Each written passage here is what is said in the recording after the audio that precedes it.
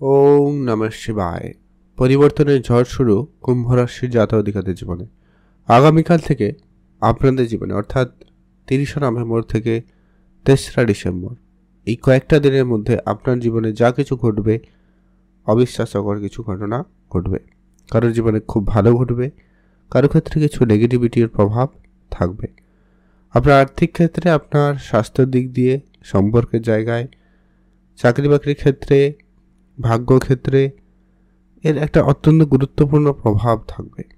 কারণ ইতিমধ্যে চন্দ্রদেবের যে গোচর পরিবর্তন রয়েছে, যেটা কিন্তু অত্যন্ত গুরুত্বপূর্ণ এবং অত্যন্ত প্রভাবশালী।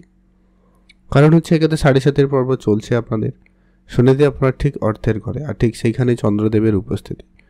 চন্দ্র শনির কানেকশন কিন্তু খুব একটা ভালো হয় না।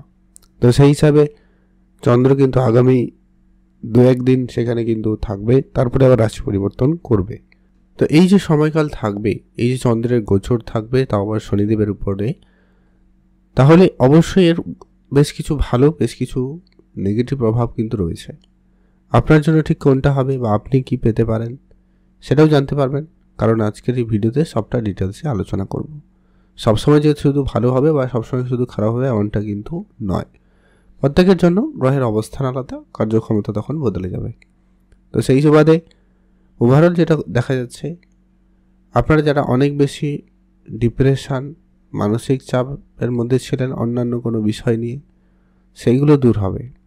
তবে এখনও সামান্য আর্থিক বিষয় নিয়ে কিন্তু একটা মনে সংশয়, দ্বিধা এগুলো কিন্তু কাজ করবে। তবে সেটা যাতে বেশি না হয় সেটা ধ্যান রাখুন। এগুলো বেশি চিন্তা করেও কিন্তু আপনার আবার অনেক সমস্যা বেশি তৈরি হয়। এতে ভুল সিদ্ধান্ত হয়, ভুল জায়গায় বিনিয়োগ, যেখানে সেখানে অর্থটাকে রেখে দেওয়া, কাউকে টাকা ধার দিয়ে দেওয়া, খরচ করে ফেলা বেহিসাবি, এরকমটা কিছু লক্ষ্য করা যায়। তো সেগুলো আপনারা অনেকে হয়তো ইতিমধ্যে ফেসও করছেন। তো সেই জায়গাতে অবশ্যই ধৈর্য রাখতে হবে, ধীরে সুস্থে বিষয়টাকে ম্যানেজ করে এগিয়ে যেতে হবে। তাহলে কিন্তু ওভারঅল খুব ভালো ফল আপনারা পাবেন।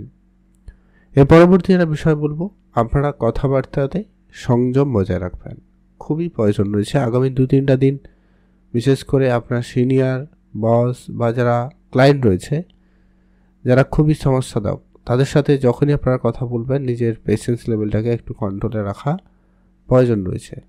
তো সেই জায়গায় আপনারা অবশ্যই গুরুত্ব রাখতে পারেন, সেক্ষেত্রে লাভবান হবেন। শেয়ার মার্কেটে যারা প্রতিনিয়ত ইনভেস্টমেন্ট করছেন কিংবা করবেন ভাবছেন, আপনারা মাঝে মধ্যে ইনভেস্টমেন্ট করতে পারেন, যারা করেন অলরেডি। তবে অবশ্যই একটা কথা বলবো, মার্কেট বুঝেই ইনভেস্টমেন্ট করবেন। এই নয় মনে হলো এখন আপনি টাকা ইনভেস্টমেন্ট করে দিলেন, তাহলে কিন্তু আর্থিক লস হওয়ার সম্ভাবনা বেশি থাকে। আদারওয়াইজ আপনাদের এমনি লাভের পরিমাণ থাকবে, হঠাৎ প্রাপ্তি হতে পারে, পুরনো বেশ কিছু টাকা, আটকে থাকা টাকা, ওগুলো প্রাপ্তি করতে পারে। পুরনো ইনভেস্টমেন্ট আপনাকে বড় রিটার্ন দিতে পারে।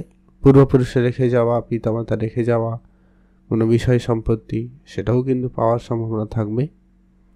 তাই অবশ্যই সেগুলো গুরুত্ব রাখবেন।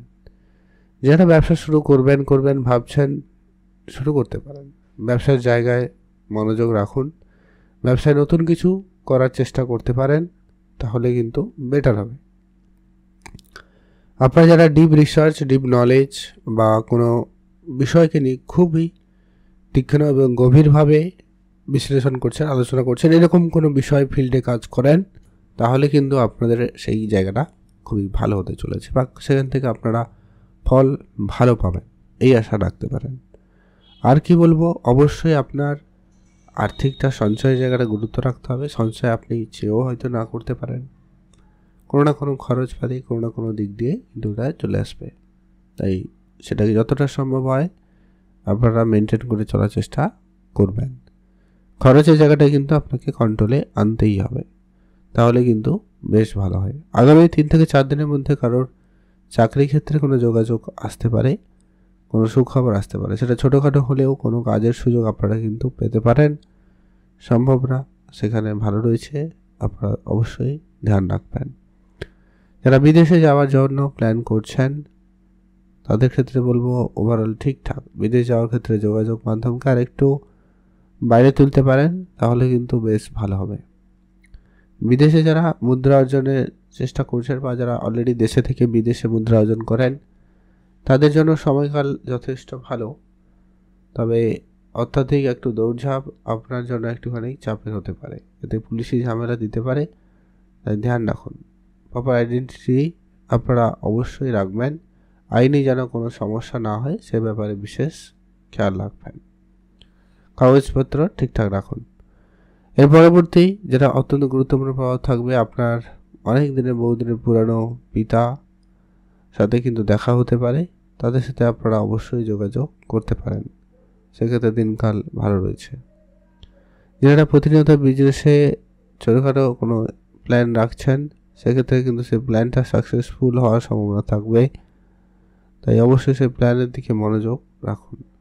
ঘুরতে যাওয়ার ইচ্ছা থাকলে অবশ্যই আপনারা যেতে পারেন, তবে সেটা শর্ট ট্রাভেল হওয়ার সম্ভাবনা থাকবে, তাই আপনারা অবশ্যই গুরুত্ব আসবেন। আপনি অবশ্যই ভালো থাকবেন, সুস্থ থাকবেন, আর পুরনো বেশ কিছু ধারের টাকা পয়সা ফেরত আসবে, সেগুলোকে গুরুত্ব দেবেন। যদি আপনার না আসে তাহলে সেগুলো আপনি আপনার মতো করে চেষ্টা চালাতে পারেন, সেক্ষেত্রে অবশ্যই সুফল আসবেই আসবে।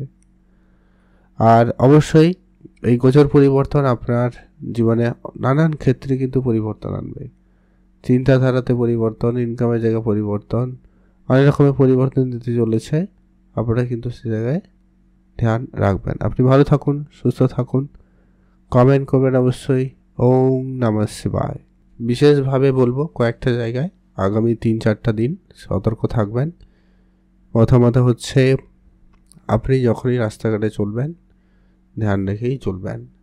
কোনো বড় কোনো ডিল ফাইনাল করবেন সেক্ষেত্রেও একটু বুঝে চলবেন।